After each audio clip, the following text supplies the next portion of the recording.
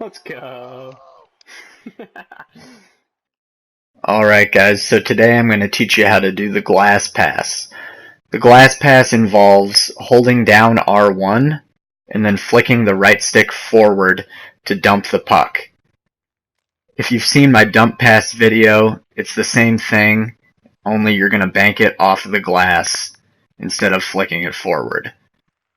Here in practice mode, you can see with the on-ice trainer, the angle that you point with the left stick is going to affect where the puck lands. So just ahead of you, and you'll flick it to the neutral zone. Even a little bit further ahead, and you'll flick it all the way down the ice. And also, if you point it right next to you, just to your side, you can drop it right down on your head. It'll land right next to you. Now, I call it the glass pass, but you also can bank it just off the boards itself. Just be careful, because if you're too far away from the boards, you'll flick it over. And if you're too close to the boards or you don't charge R1 long enough, you'll get this kind of little dud, which can be a dangerous play. You also got to be careful in your own defensive zone, especially when you're coming around behind the net where the glass curves. You can easily flick it over the boards, and that's going to be a delay of game penalty. So that's how to do the glass pass. Now I'm going to show you the 3 situations which I think it is best used. First is when entering the zone as almost a one-on-one deke. So just before the blue line, flick it off the glass and drop it just on the other side of the blue line. And this can help when it's a one-on-one situation. You can flick it right over other defenders, skate around them, and pick the puck up on the other side. When done well, this is one of the coolest dekes in the game. I call it a deke, but it's really not.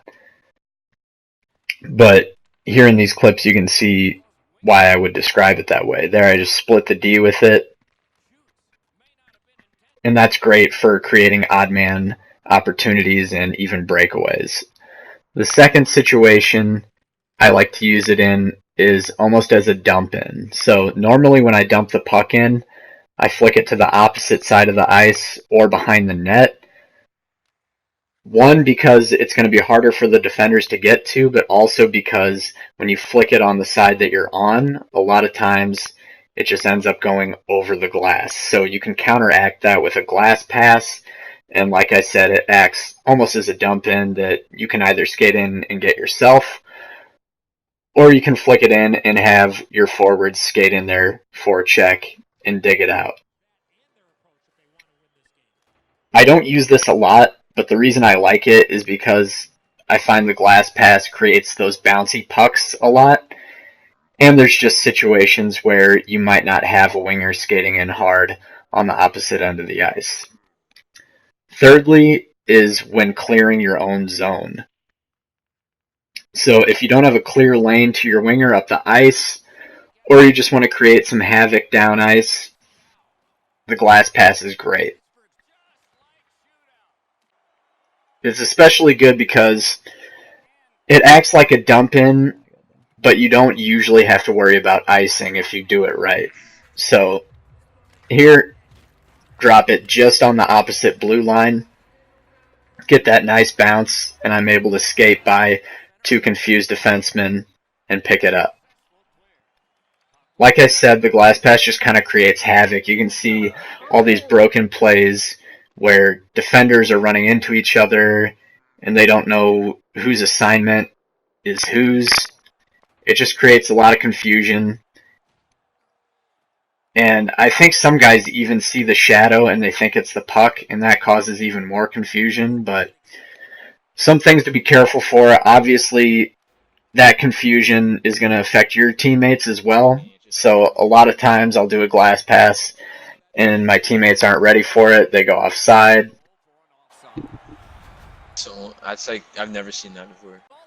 Obviously, like I said before, if you're not precise with your glass pass and you flip it over the boards, that can really kill momentum. And then if you do a glass pass in your own zone and it's a dud, it can really bite you. Remember, these glass passes, a lot of them, land in the neutral zone or on the other team's blue line, and a turnover there can be very dangerous.